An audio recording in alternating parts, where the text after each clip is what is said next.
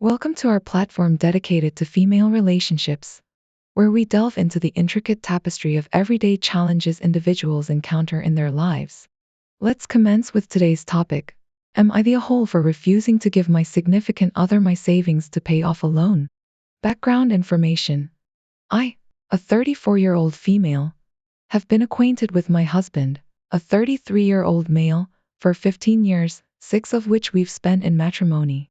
Prior to our marriage, I had only met his family 2 or 3 times, consisting of an older brother, 36-year-old, and a younger sister, 27-year-old.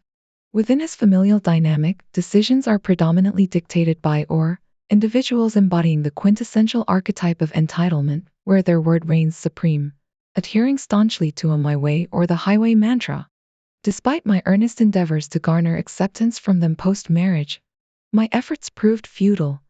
I was perennially relegated to the periphery of their familial circle. Consequently, I ceased striving for their validation. My significant other's modus operandi leaned towards placation, seeking to foster harmony within the familial unit. Financially, I was secure. However, our initial year of wedlock was marred by the heart-wrenching ordeal of a miscarriage, prompting me to take a hiatus from employment. During this hiatus, I conceived our son, albeit amidst tumultuous circumstances. Despite the adversity, we distanced ourselves geographically, relocating 3 hours away from his family, thereby fortifying our familial nucleus. The crux of the predicament unfolded last March when we resolved to purchase a domicile in our current city of residence. Foreseeing familial discord, I implored my significant other to maintain discretion regarding our housing aspirations. Regrettably, he divulged our intentions to G, precipitating a cascade of events. Subsequently, G and P contrived to procure neighboring abodes in their hometown, thwarting our plans of home ownership. Despite our ensuing discord, the issue remained unresolved, culminating in my adoption of a stance of minimal engagement, necessitating clarity and resolution post-betrayal. The acquisition transpired in May 2020, with G's property registered under his and his wife's name, while my significant other's property was vested jointly with my father-in-law. A loan was procured to facilitate the acquisition, with my father-in-law extending financial assistance to G, citing instability in his income. Conversely, my significant other was deemed ineligible for such benevolence, ostensibly for forfeiting privileges upon relocating. For the preservation of my mental well-being, a familial gathering precipitated a week prior, during which P brazenly suggested that I contribute towards loan repayment, citing my accumulated savings.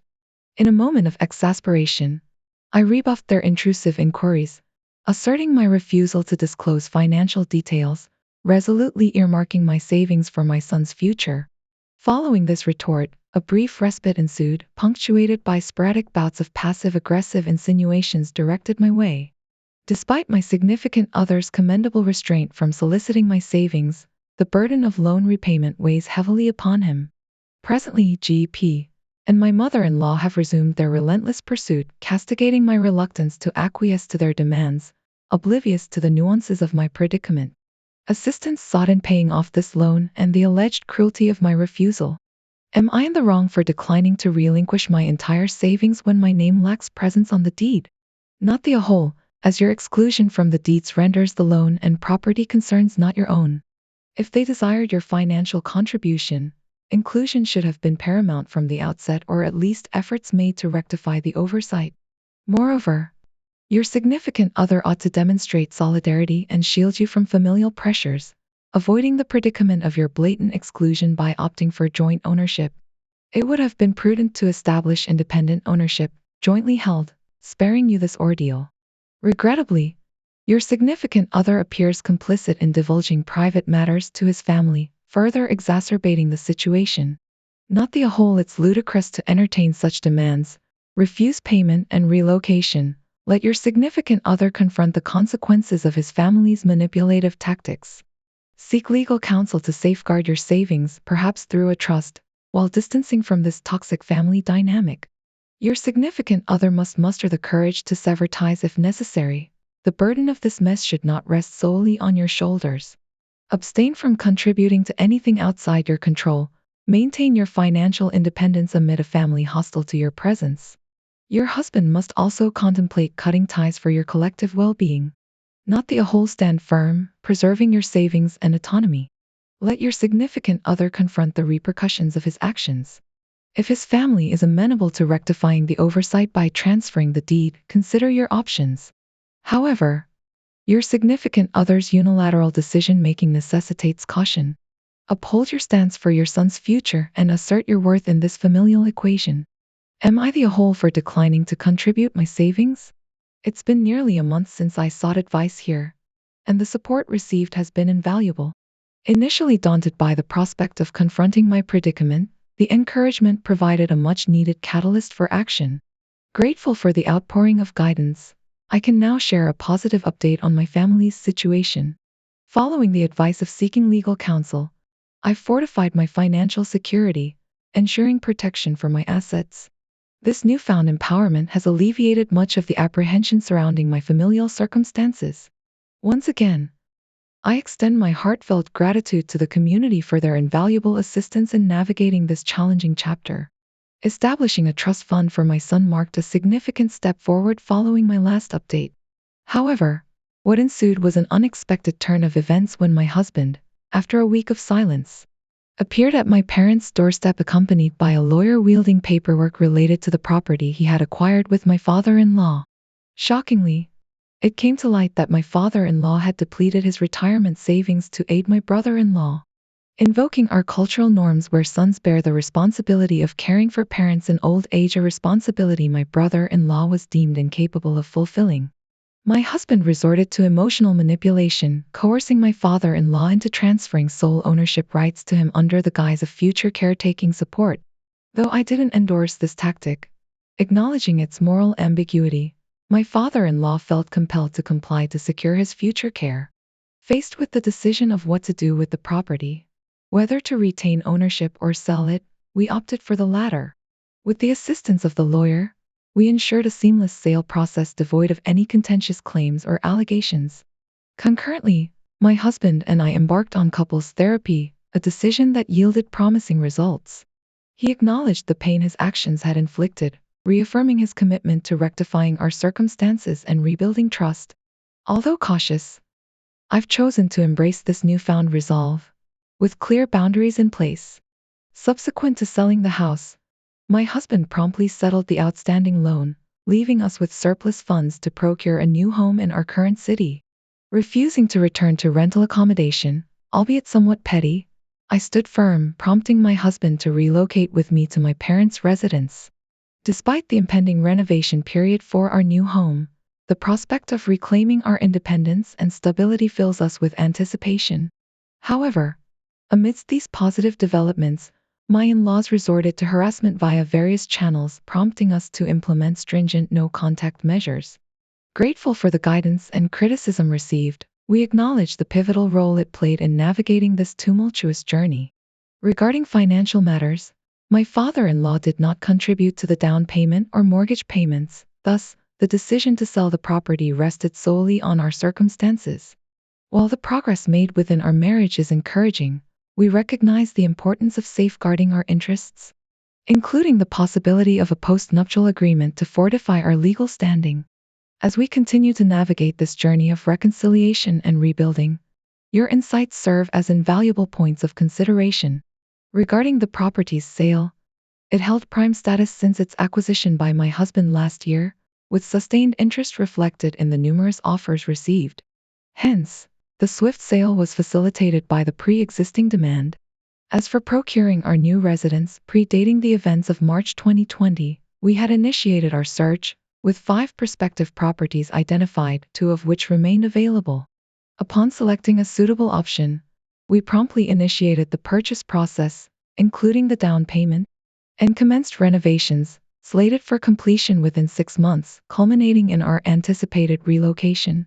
Presently, we reside with my parents, eagerly anticipating the completion of our new abode, as it heralds the dawn of a new chapter free from familial interference. Switching gears to another narrative concerning a personal ordeal, am I the whole for labeling my coworker, a 30-something, as a creep for dwelling with his parents? Nearly a year following my departure from an abusive relationship, I've embarked on a journey of self-renewal, navigating therapy and medication to combat my depression, yielding promising results. Enter Mike, a 34-year-old coworker harboring a long-standing crush on me. Despite rebuffing his advances due to my relationship status, his persistence intensified following my breakup. Succumbing to societal pressure, I acquiesced to a date with him, envisioning a platonic outing. However, the evening unfolded in an unsettling manner, characterized by a lack of rapport and Mike's incessant commentary on the purported correctness of our newfound companionship. Venturing to his parental abode post-dinner, I found myself subjected to a peculiar scenario. Introductions to his parents as his girlfriend, followed by an intrusive interrogation regarding my culinary skills and conjectures on our hypothetical future. Alone with Mike, the situation reached a crescendo when I inadvertently stumbled upon him lounging in his underwear within the confines of his bedroom. Attempted advances culminated in my rebuke, met with a tepid apology. Reflecting on this bizarre encounter, I'm left grappling with feelings of discomfort and disillusionment, prompting me to question my initial perception of Mike as a congenial colleague. In light of these developments, I seek validation in my reaction to this unsettling episode and guidance on navigating future interactions with Mike. As I endeavor to preserve a semblance of professional decorum amidst personal discomfort, that he misunderstood my signals, I left, firmly instructing him to refrain from pursuing any future romantic overtures. Subsequently, I adopted a policy of complete avoidance in the workplace. However, through the grapevine, I became privy to disparaging remarks attributed to him, characterizing me as the weird, crazy party in our failed interaction. He embellished his narrative with tales of his supposed benevolence, citing his purported assistance with my mental health struggles, painting himself as a martyr unjustly spurned by an ungrateful recipient of his kindness. Following Mike's attempt to attribute our lack of compatibility to a mere difference in personal preferences, a notion readily embraced and championed by our colleagues, I found myself increasingly frustrated. It was amidst this atmosphere of validation for Mike's supposed niceness that I felt compelled to interject, seizing the moment to voice my own perspective. I boldly confronted him, asserting that our incompatibility transcended mere matters of preference. Rather, it was rooted in his stagnant living situation as a 30-something still residing with his parents, juxtaposed with an unwarranted sense of entitlement. This candid outburst, while perhaps fueled by pent-up frustration, incited a palpable division among our colleagues. Swiftly labeled as the instigator of discord, I was unfairly castigated as the irrational party in this unfolding saga. In retrospect, I recognize that my delivery may have been perceived as abrasive or confrontational. However, it was imperative for me to assert my viewpoint amidst the overwhelming chorus of affirmation for Mike's narrative.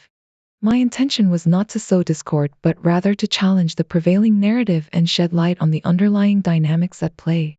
Unfortunately, the divisive reaction from my colleagues only served to compound the existing tensions, further complicating the situation. Moving forward, I am committed to fostering open and constructive dialogue within our professional environment. While my words may have sparked controversy, my intent was never to vilify or malign Mike. Rather, it was a sincere effort to address the underlying issues and advocate for a more nuanced understanding of our interactions. As we navigate this delicate interpersonal dynamic, I remain hopeful that we can eventually find common ground and move past this episode with mutual respect and understanding. However, I must clarify that my objection does not stem from the act of cohabiting with one's parents per se, rather from the evident lack of basic life skills demonstrated during the aforementioned encounter. His reliance on parental support for menial tasks, coupled with an inability to respect boundaries, underscores deeper concerns regarding his maturity and independence. While I stand by my assertion regarding Mike's character, I acknowledge the possibility of poor timing in my delivery, which may have exacerbated tensions within the workplace. Despite the backlash, I remain steadfast in my belief that addressing problematic behavior should not be contingent upon convenient timing, rather on a commitment to upholding principles of mutual respect and accountability. Why did I choose that moment to express my sentiments about Mike being a creep and even divulge it to others? The truth is, when questioned about the date or our cessation of dating, I felt too ashamed to reveal the reality. Fresh out of an abusive relationship, which left me emotionally vulnerable. Admitting the disastrous nature of the date felt humiliating, especially given the widespread perception of Mike as a genuinely nice person. Instead, I resorted to vague explanations, simply stating that things didn't work out between us. It wasn't until recently that I discovered Mike's distorted version of events, and witnessing everyone rallying to reassure him only fueled my frustration. Certainly, I acknowledged that my approach could have been more tactful, but the persistent need to address the issue stems from Mike's refusal to let it rest. To set the record straight with my colleagues, I need to underscore the gravity of the situation. When I excused myself to use the bathroom during our date, I returned to find Mike half naked on his bed, attempting to initiate physical intimacy without consent. Naturally, I felt deeply uncomfortable and violated, prompting me to rebuff his advances in order to protect myself. Moving forward, I intend to assert my boundaries assertively and unapologetically. Utilizing a direct, no-nonsense approach, I will pause between each sentence, maintaining unwavering eye contact to underscore the seriousness of my message. Should anyone attempt to interrupt or dispute my account, I will calmly hold up my hand in a gesture of cessation and reiterate my stance until it is understood. Once I've firmly established my boundaries, I'll seamlessly transition back to discussions on work related matters, employing a friendly tone to diffuse any lingering tension and restore a semblance of normalcy to our interactions. This approach, borrowed from the playbook of someone well-versed in navigating contentious discussions, aims to preserve professional relationships while safeguarding my personal integrity.